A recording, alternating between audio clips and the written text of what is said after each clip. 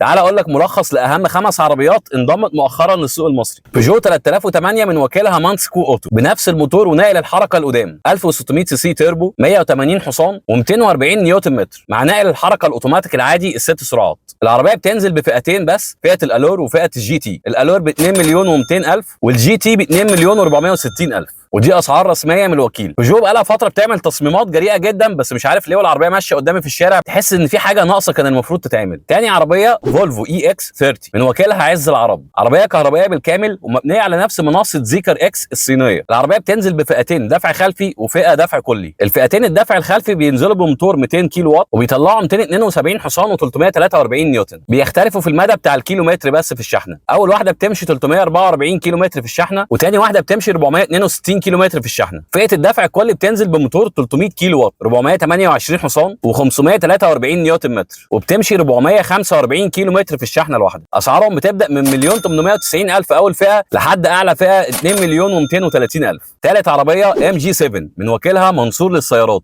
بتصميم وسعر كويسين جدا. عربيه 1500 سي سي تيربو، بتطلع 185 حصان و300 نيوتن متر، مع ناقل الحركه دي والكلاتش ويت من 7 سرعات. العربيه بتنزل بفئه واحده بس لاكجري وفيها كل حاجه، وسعرها الرسمي المعلن لحد دلوقتي 1,600,000 جنيه. رابع عربيه هي ميني كوبر من وكيلها جلوبال اوتو، بتصميم نتفق او نختلف عليه بس بيطلع حلو في الاخر. العربيه بتنزل بثلاث فئات بنزين وفئه واحده كهرباء. اول فئه سي 1500 سي سي تيربو، 156 حصان و230 نيوتن. ثاني فئه اس 2000 سي سي تيربو، 204 حصان و300 نيوتن متر. ثالث فئه جي 2000 سي سي تيربو، 231 حصان و380 نيوتن متر. ورابع فئه اس اي كهرباء بالكامل، 218 حصان و230 نيوتن متر. العربيه اسعارها بتبدا من 2 مليون و100 لحد اعلى فئه الكهرباء 2 مليون 980. خامس عربيه فئه تيبو مانيوال من وكيلها داينامكس. العربيه دي لو ما عندكش مشكله مع المانيوال فهي اكتر عربيه قيمه مقابل سعر في العصر الذهبي اللي احنا عايشين فيه. وعلى فكره المانيوال في الزيرو مش متعب في السواقه. العربيه بتيجي بموتور 1400 سي سي تنفس عادي مش تربو، بتطلع 95 حصان و127 نيوتن متر، مع ناقل حركه مانيوال طبعا من 6 نقلات. بتقدر تحجزها بسعر 770,000 جنيه من التوكيل. وسادس عربيه هي كوبرا ليون فيس ليفت، هنشوفها قريب جدا من وكيلها كيان ايجيبت. وبس كده، سلام.